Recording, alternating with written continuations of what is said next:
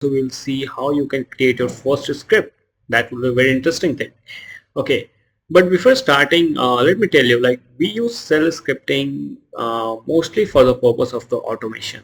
Okay, if you want to automate some kind of task, then you can use the shell scripting as an automation. Like, not as an automation, you can say, like, shell, you can use the shell script as a tool to automate your work. Okay, so now first of all, now let's come to the point and we will learn about the what is a shell.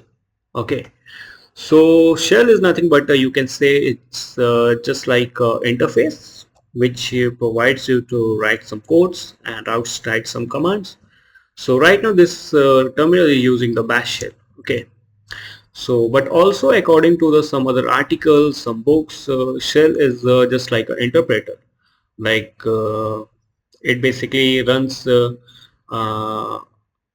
like executes the command line by line. Okay, so that is the work of the interpreter. Like it executes the code line by line, and if some error occurs, then it will just throw it on the screen. So shell is just also like an interpreter. It basically interprets the .sh files or .sh programs, you can say, or you can say the scripts. So now you will say what is a script? So a script is nothing but the like your program file. Just like in Python you create .py file, so similarly in shell scripting or in bash scripting we create the .sh file. Okay, so why we say like shell acts like an interpreter? Because it interprets the .sh files or .sh programs, you can say. So I hope you got a fair idea about what is a shell. Okay, so now let's start with the basic concept, like what are the different types of shell in our Linux operating system. Okay, so there are many shells like bash shell and also like kbone shell, born again shell. Okay, so you can get the list of the shells in this particular directly, not directly, it's a directory. Okay, so here you can see the multiple shells is being used or present in my this operating system.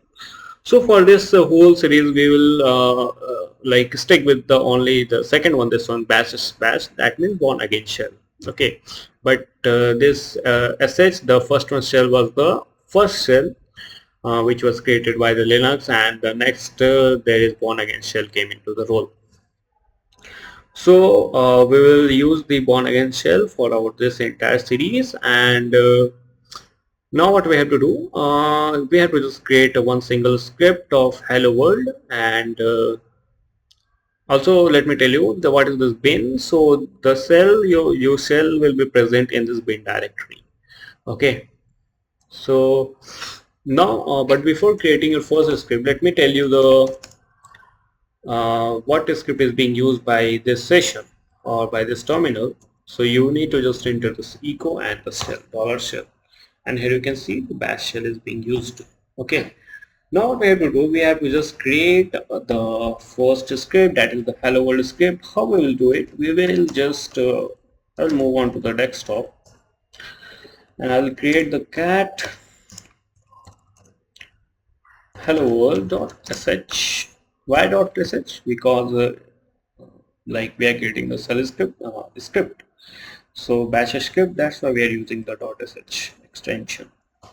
So here you can see the file has been created, hello.sh. Now I will use this /bin bash. It's just like this line basically tells like tells our script or our the shell to which shell to use, like tell the interpreter which shell to use. So here I am just defining, like I want to use the bash again shell, that is this one, bin bash, not sh. Okay, so now I can do echo. Echo is just like the print command. Okay, echo hello world, I'm learning bash scripting.